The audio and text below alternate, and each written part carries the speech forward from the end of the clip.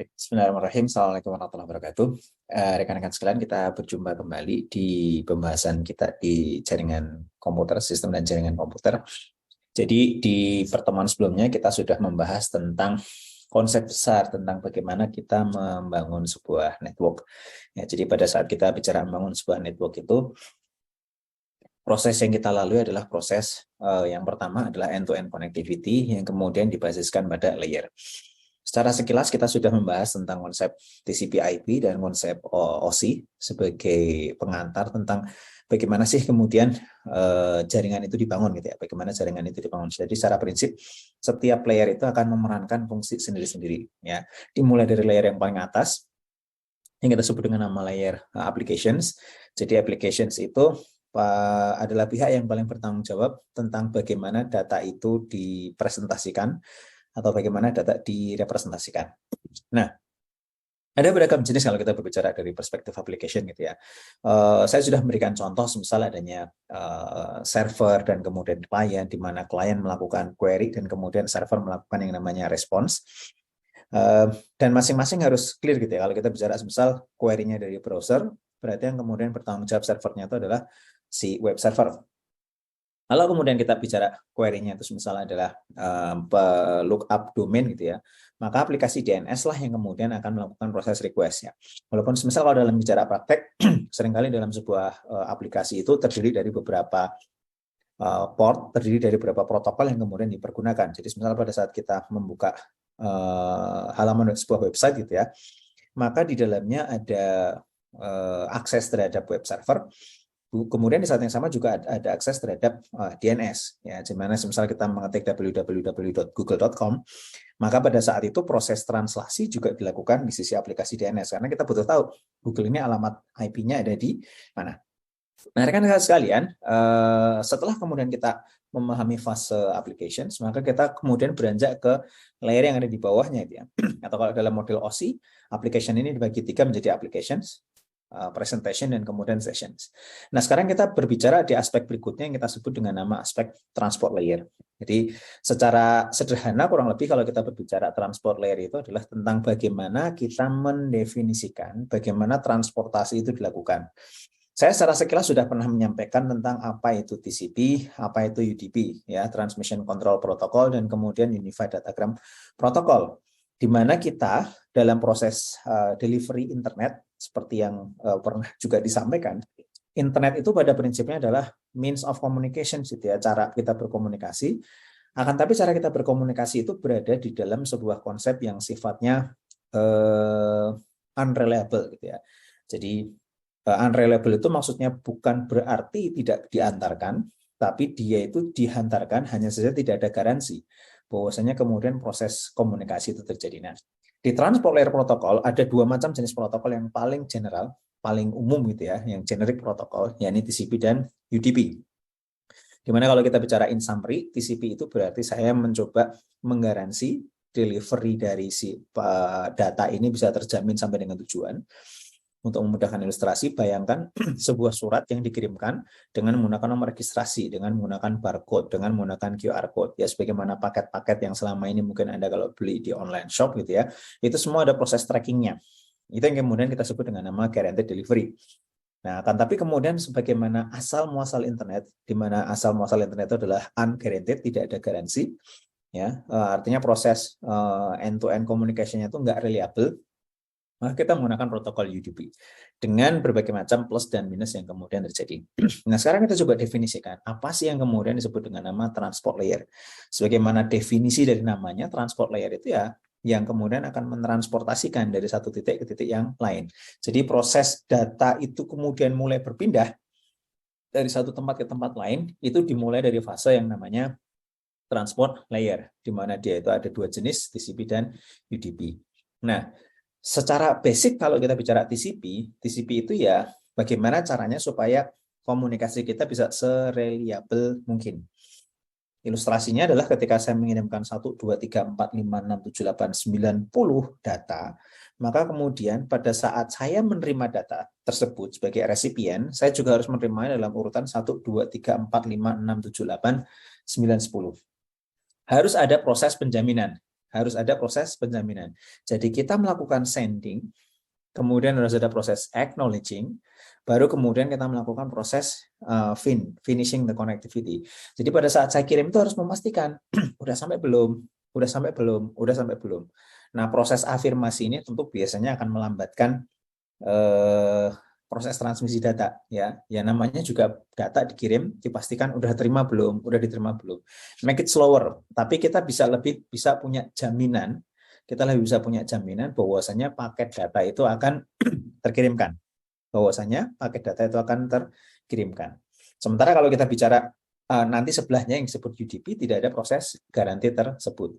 Nah, jadi kalau kita bicara UDP, ya, User Datagram Protocol ini, itu pada prinsipnya adalah seperti surat yang tidak ada proses trackingnya. Jadi kalau saya kirim 1, 2, 3, 4, 5, 6, 7, 8, 9, 10, boleh jadi nanti akan diterima 1, 2, 3, 5, 4, 6, 7, 9, 8, 10. Prosesnya kebalik bisa jadi. Atau bisa jadi hilang. 1, 2, 3, 4, 5, 8, 9, 10. Ya. Jadi secara prinsip internet itu kurang lebih Pak Pos itu akan mengatakan, saya akan mencoba sebaik mungkin untuk mengirimkan transmisi data ini. Tapi kalau nggak sampai ya mohon dimaafkan. Kira-kira kayak gitu. Nah, jadi kalau kita berbicara transport layer itu bertanggung jawab sepenuhnya terhadap proses komunikasi. Ya, jadi antara aplikasi proses komunikasinya, misal kalau contoh di gambar itu adalah IP phone, ya, Internet Protocol Based Phone, teleponi, televisi, video streaming, kemudian data, voice dan sebagainya kemudian ditransmisikan. Nah, transport layer inilah yang kemudian bertanggung jawab untuk menjamin, ya sebenarnya tidak menjamin, untuk kemudian memastikan proses komunikasi berlangsung end to end. Nah, jadi salah satu tugas yang pertama adalah melakukan tracking conversations. Ya, jadi mengecek conversation ini terjadi di mana. Kemarin saya sempat mengilustrasikan ketika kita buka sebuah browser, kita buka 2 buah tab. Yang pertama kita buka abc.com, yang kedua kita buka def.com misalnya. Maka tidak ada ceritanya antara tab pertama dengan tab kedua itu kemudian terbalik. Tidak ada ceritanya abc.com yang kebuka adalah def.com, def.com yang kebuka adalah abc.com. There is no way something like that. Jadi ini adalah proses jaminan pada saat kemudian kita membuka sebuah browser. Jadi mereka keep tracking ya melalui Melalui mekanisme yang kita sebut dengan nama port yang nanti akan dikombinasikan dengan alamat IP, nanti kita akan sebut namanya socket. Ya. Jadi rekan-rekan sekalian, kalau kita bicara proses komunikasi, komputer itu tidak melulu browser saja. Ada banyak hal lain yang kemudian mungkin terjadi dalam komputer ataupun gadget yang kemudian kita miliki. Kita pakai saja aplikasi di smartphone kita. Ada yang gunanya untuk mengirimkan email, ada yang gunanya untuk browsing, ada yang gunanya untuk kemudian scrolling media sosial dan kawan-kawannya yang lain. Tapi itu semua kemudian ada jaminan, tidak ada confuse, tidak ada kebingungan. Paket data yang dikirim ini nanti akan masuk ke mana. Yang pertama. Yang kedua adalah melakukan segmentasi. Jadi tugas dari transport layer itu adalah bagaimana kita memecah data ke dalam segmen-segmen kecil-kecil. Jadi kalau kita bicara ilustrasi, ya data itu seperti ini, kalau saya boleh gambarkan. Kemudian kita pecah-pecah sedemikian rupa menjadi smaller chunks, potongan-potongan yang jauh lebih kecil. Nah, smaller chunk ini yang kemudian kita sebut dengan apa? Segmen. Kenapa kemudian harus dibuat dalam bentuk segmen? Alasannya sederhana gitu ya, karena data itu berukuran besar, sementara network itu berukuran kecil. Kalau kita masih ingat lebar pita broadband ya, yang kemudian ada itu mungkin kisarannya adalah 10 megabit. Ya, 100 megabit. Yang kalau ditranslasikan roughly, kalau kita bicara 1 byte itu equals 8 bit, maka 10 megabit itu berarti hanya mampu mentransmisikan, kalau hitungannya per second, basisnya adalah dibagi dalam kesatuan detik, 10 megabit dibagi 8 itu theoretically 1,25 megabyte. Kalau 100 megabit per second, 100 Mbps, theoretically adalah 12,5 megabyte per detik. Prakteknya biasanya tentu kurang dari itu. Jadi data itu harus dipotong-potong menjadi kecil. Ukuran file kita ukurannya berapa? 10 mega, 100 mega, 1 giga yang sangat besar. Ya, sehingga kemudian dipotong-potong kecil-kecil supaya kemudian bisa lewat. Jadi ibaratnya bisa nggak kemudian kita memindahkan truk tronton dari satu titik ke titik yang lain melalui jalan kampung? Jawabannya bisa. Jadi jalan kampung ini kemudian bisa dilewati truk tronton dengan cara bagaimana? Truk tronton ini kita potong-potong menjadi potongan kecil-kecil seperti Lego. Proses inilah yang kemudian kita sebut dengan nama segmen segmentasi. Nah, segmentasi ini nanti kemudian akan dikirimkan sedemikian rupa dalam pipe, internet pipe, ya, melalui proses yang kemarin sudah saya sebut di kelas yang kita sebut dengan nama multiplexing, MUX, ya. Jadi multiplexing itu berarti memungkinkan sebuah komputer, ya, mentransmisikan beragam data dalam satu kanal yang sama, Nah, transport layer juga bertanggung jawab menambahkan yang kita sebut dengan nama header. Jadi data yang kemudian kita pecah jadi segmen itu dikasih info. Ya, info yang kemudian ada di sana apa? Port. Jadi port itu semacam pintu yang mengawal proses session itu terjadi. Di mana kita punya source port address dan kemudian destination port address. Panjangnya berapa? Panjangnya adalah 16 bit. Ya, 16 bit itu berarti adalah 2 pangkat 16. 2 pangkat 16 itu berarti 32.000 2 pangkat 16 itu adalah sebesar 32.000 something port number yang kemudian available. 32 atau 64.000? 64, sorry. Ya, 64.000. Tapi intinya adalah 2 pangkat 16 ya, yang menunjukkan berapa banyak jumlah port yang kemudian tersedia untuk dialamati. Sederhananya, kalau saya punya sekian banyak aplikasi atau kalau dalam sebuah browser ada sekian banyak tab, masing-masing tab, masing-masing aplikasi itu akan occupying at least satu port. Minimal kemudian satu port berlangsung. Ya, asumsikan saja misal satu tab itu satu port. Jadi kalau Anda buka browser sebanyak 8 tab, maka ada 8 port yang akan dipergunakan di lokal komputer Anda. Ya, di lokal komputer Anda. Nah, ini yang kemudian kita sebut dengan nama header. Nah, dari sini kemudian nanti kita bisa mengetahui kalau kemudian saya specific destinations mengarah ke port-port tertentu, nanti kita sebut dengan nama well-known ports. Port-port yang dikenal. Ya, misalnya di layar itu ada port nomor 110 yang mengindikasikan email, ya popmail, HTML yang ada di 80, HTTPS yang bukan HTML, HTTP yang ada di 80, HTTPS yang ada di 443, FTP yang ada di 20 dan 21, SSH yang ada di 22, DNS 53 dan kawan-kawan. Itu semua adalah port number yang kita sebut dengan nama well-known port. Ya, biasanya di reserve. Jadi port kayak gini ini tidak dipakai sebagai source. Source maksudnya kita selaku klien yang kemudian kita mau mengakses, kita biasanya nggak pakai port-port ini. Tapi port yang kita pakai biasanya di atas angka 30.000. Yang ini biasanya dipakai untuk destination. Nah, dua macam jenis yang paling populer adalah TCP dan UDP, dan berulang kali saya sudah sampaikan, TCP itu berarti kita membangun sereliable mungkin, UDP itu kita tidak sereliable mungkin. Konsekuensinya, TCP itu adalah lebih lambat, UDP itu konsekuensinya lebih cepat. Dalam prakteknya, kalau kita lihat, biasanya TCP itu dipakai untuk transmisi file. Ya, misal nih, contoh saya mau ngedownload file zip.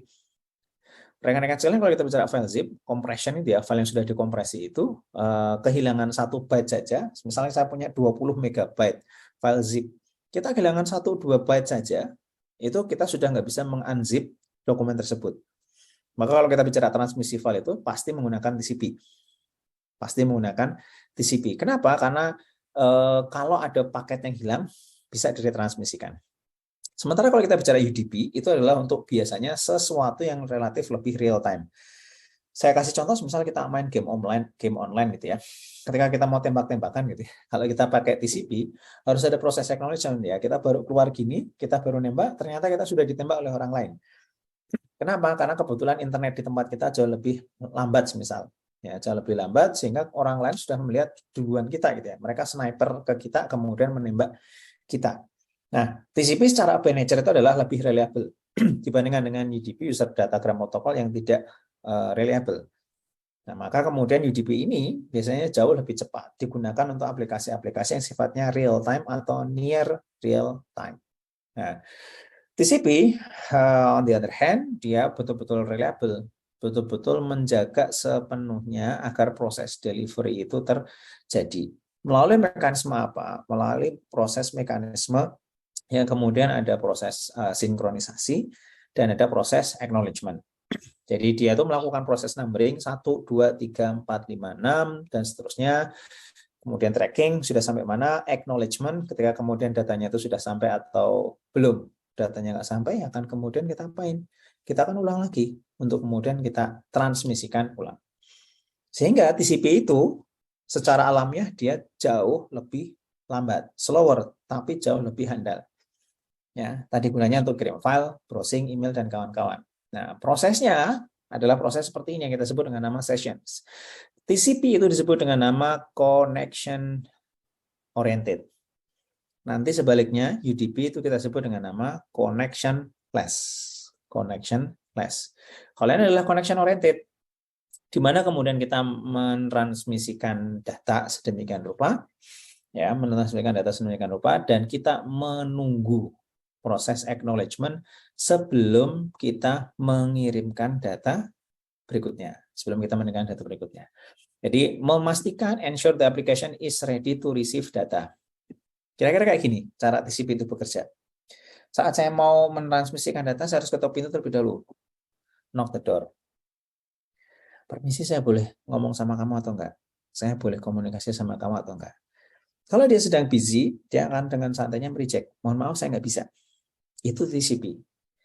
Nah, setelah kita kemudian ketuk pintu, oke, silakan berbicara dengan saya. Ya, kita bisa kemudian ngomong dengan cara yang ngomong cepat, banyak langsung. Atau kita ngomongnya slow. Ya, tergantung, ya, karena dia bisa menegosiasi. Ya. Jadi biasanya kalau trafficnya gede, pipanya gede, saya ulangi, pipanya gede, maka dia biasanya bisa mentransmisikan jauh lebih cepat. Dengan konsep apa? Konsep yang kita sebut dengan nama windowing. Ya, dengan konsep yang namanya windowing. Jadi windowing itu bisa dilakukan secara dinamis. Windowing itu bisa dilakukan secara dinamis, di mana pada saat kemudian dia transmisikan, kok ini kayaknya bisa terima lebih cepat ya, maka windownya akan digedein. Windownya akan digedein. Kalau ternyata pada saat windownya digedein, dia langsung transmit data ukuran besar berbarengan, error-error mulai terjadi, maka windownya itu nanti akan dikecilkan. Windownya itu nanti akan dikecilkan. Nah, proses ini rekan-rekan sekalian, jadi sessions, reliable delivery, same order delivery, ukurannya sama, itu adalah karakteristik khas dari TCP. Ya, jadi di TCP itu nanti ada source dan destination port. Kemudian ada sequence number, ada acknowledgement, ada header length, dan kawan-kawannya. Ya, total kurang lebih sebesar 20 bytes, yang kalau kemudian kita lihat di gambar seperti ini. Ya. Nah, isinya seperti ini, misal source port itu tadi sudah kita sebutkan 16 bit panjangnya untuk mengidentifikasikan dari komputer kita ke destination atau sebaliknya dari destination ke komputer kita. Ya. Kemudian ada destination port, ada sequence, acknowledgement, number, header length, reserve, control bit, dan kawan-kawannya. Nah, jadi di TCP itu pada prinsipnya dia akan handling apa? Handling proses komunikasi yang terjadi di layer di atasnya. Dari sisi aplikasi, itu nanti akan kemudian menentukan apakah itu HTTP, FTP, SMTP, SSH, dan kawan-kawannya. Jadi TCP itu yang akan kemudian menghandle proses data stream yang terjadi. Sebaliknya UDP, User Datagram Protocol, itu adalah protokol yang nggak reliable. Ya, tidak reliable. Data itu bisa kemudian hilang di tengah jalan. Yang kemudian kadang memunculkan pertanyaan, kenapa saya harus menggunakan UDP? Ya, karena cepat. Alasannya itu. Jadi mereka betul tidak perlu kemudian mengkhawatirkan masalah reliability karena by nature, ya, aplikasinya memang tidak membutuhkan reliability. Saya kasih contoh ya. Sebuah foto itu kalau kita bicara bit by bit, pixel by pixel, maka harus setiap titik pixelnya itu ada data kita. Lalu kemudian kalau format yang paling populer itu adalah BMP, bitmap. Ya, bitmap, bit kemudian mapping, BMP. Kalau pakai Windows pasti ketemu file namanya BMP. Nah, dalam perkembangannya BMP ini menjadi sangat besar sekali gitu ya. Karena setiap titik itu harus ada disimpan 1 byte, maka kemudian diperkenalkan model kompresi yang disebut dengan nama JPEG yang paling populer kita pakai hari ini. Nah, JPEG itu apa? Dia itu menghilangkan beberapa informasi yang nggak penting karena baik secara alamiah otak kita itu bisa mengcapture ketika gambar itu bahkan kemudian dihilangkan data-datanya. Ya, jadi misal kita ngeliat gambar kucing gitu ya, gambar kucing kemudian kucing orange misal, beberapa pixel itu kita buang, kita nggak akan sadar kalau gambarnya itu hilang. Begitu juga dengan teknologi yang kita sebut dengan nama MP3 ya untuk musik gitu ya. Zaman dulu itu menggunakan WAV, ukurannya gede banget. Kemudian dikompresi dengan menggunakan MP3, ukurannya bisa 1/10-nya. 90% itu dibuang, dihilangkan. Asumsinya apa? Asumsinya itu kepala kita, otak kita itu bisa mengisi ruang-ruang kosong. Karena kita sudah punya knowledge sebelumnya ya. Maka yang ditransmisikan kosong-kosong itu bisa diisi oleh otak kita. Gambar juga sama, ruang-ruang kosong yang ditransmisikan dalam komputer itu bisa diisi oleh otak kita. Jadi walaupun gambarnya itu nggak betul-betul solid gitu ya, kita tetap tahu itu adalah gambar kucing. Kecuali kalau ekstrim, gambarnya jadi kotak-kotak kecil-kecil ya, piksel-piksel, kotak-kotak besar karena kehilangan terlalu banyak data. Nah, jadi UDP itu cepat karena dia less overhead. Ya, tipikalnya makanya dipakai buat live streaming, online games, VoIP dan kawan-kawannya. Nggak perlu ada acknowledgement. Ya. Dia faster, tapi tidak ada garansi. Nah, konsep ini yang nanti kita sebut dengan nama best effort. Unreliable connectivity yang kita sebut dengan nama best effort. Nah, UDP itu pada saat kemudian dikirimkan ya sudah kirim. Hilang tengah jalannya sudah wassalam. Terus caranya tahu kalau kemudian datanya hilang di tengah jalan diapain ya seperti yang pernah saya sampaikan, datanya hilang ya sudah hilang. Tinggal kemudian aplikasilah yang ada di layer di atasnya itu yang kemudian bertanggung jawab. Kalau kita bicara TCP, TCP itu bertanggung jawab untuk mentransmisikan ulang. Jadi bukan di level aplikasinya. Bukan di level aplikasinya, tapi TCP-nya yang bertanggung jawab mengirimkan ulang. Sementara kalau di UDP, kalau hilang karena tidak ada proses retransmisi, maka yang bertanggung jawab itu adalah aplikasinya. Aplikasi itu gunanya merepresentasikan data yang dia terima. Kalau misal voice call gitu ya, teleponi, maka suaranya berubah jadi suara robot. Kalau streaming, gambarnya diganti kotak. Tidak kemudian macet, jalannya tetap jalan, tapi kemudian diganti kotak-kotak. Atau walaupun toh betul-betul macet, betul-betul nggak ada koneksi, ya sudah hilang begitu saja. Ya, nanti lanjut posisinya sudah lanjut berikutnya. Nah, karena UDP ini adalah stateless protocol, bukan stateful. Jadi kalau stateful itu adalah knock the door, boleh kirim atau tidak. Kalau boleh kirim, kirim datanya. Setelah kirim datanya ada acknowledgement, baru kemudian kita masuk ke sequence berikutnya. Itu stateful. Kalau ini adalah stateless, artinya baik server, klien itu tidak akan melakukan proses tracking. Kita hari ini ada di sebelah mana. Sekali lagi karena live video, live voice, game dan lain sebagainya itu bisa toler data loss ya tanpa kemudian kita kok suaranya jadi aneh itu ya karena cuma hilang sedikit saja nggak akan pernah kelihatan. Oke, ini sudah saya sebut contoh-contohnya. Ada pula kemudian UDP yang lain yang bukan live video, live streaming, tapi biasanya data yang ukurannya relatif kecil. Kecil kemungkinan katakanlah kemudian hilang di tengah jalan. Ya, kalau OVA kan transmisi ukurannya besar. Jadi misal DHCP yang dipergunakan untuk mendapatkan IP address, DNS yang digunakan untuk retrieving domain IP address dari domain, SNMP itu kita pakai untuk melakukan pengecekan Simple Network Management Protocol. We'll talk about this one later on. Jadi untuk mendeteksi misal berapa temperatur, suhu dari CPU, berapa kemudian paket data yang kemudian dilewatkan dan kawan-kawan. TFTP itu biasanya dipakai untuk transferring file, trivial file transfer protocol untuk file-file yang kecil-kecil, biasa digunakan di perangkat-perangkat seperti router dan kawan-kawan. Oke.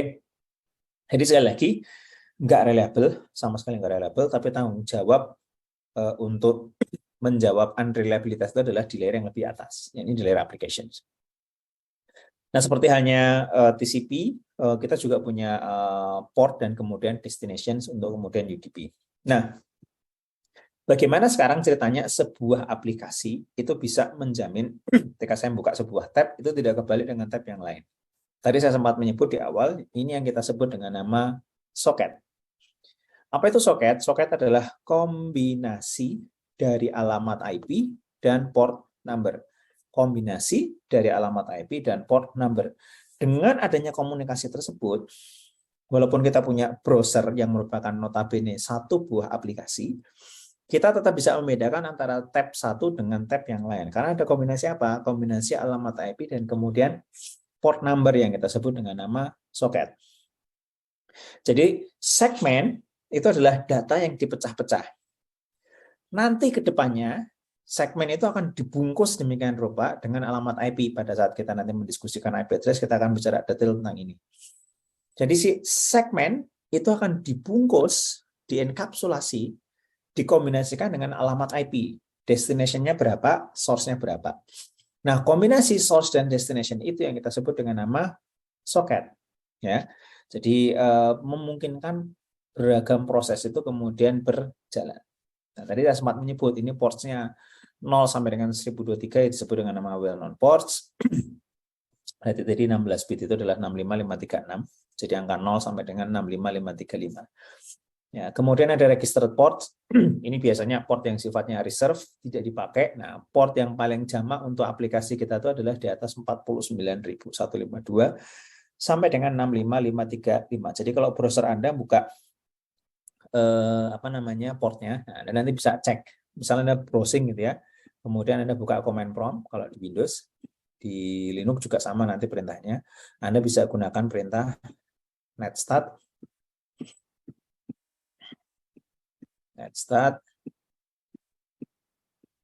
-an spasi ya, spasi -an ya, netstat spasi -an. Ini kita pergunakan untuk mengecek port number yang saat ini sedang terbuka di tempat kita. Ini contoh well-known port. Nanti kalau bisa dihafal, 20, 21 itu adalah untuk FTP, 22 untuk SSH, 23 untuk Telnet, 25 SMTP, 53 DNS, 67 DHCP server, 68 DHCP client, 69 nanti ada TFTP dan kawan-kawan dan seterusnya. Oke. Prosesnya seperti ini, ada klien 1 menuju server, klien 2 menuju server dengan request masing-masing sesuai dengan aplikasi yang dipakai. Source portnya nanti adalah didefinisikan oleh kita, komputer yang kita pakai, kemudian destination portnya itu adalah port yang kemudian mereka hendak tuju. Nah, nanti dari si server pada saat dia melakukan respons, dia akan melihat berdasarkan soket yang kemudian dikirimkan oleh kliennya. Jadi baik klien 1 maupun klien 2, mereka kan punya soket tuh. Mereka punya soket. Nah, nanti mereka yang akan kirimkan. Oke.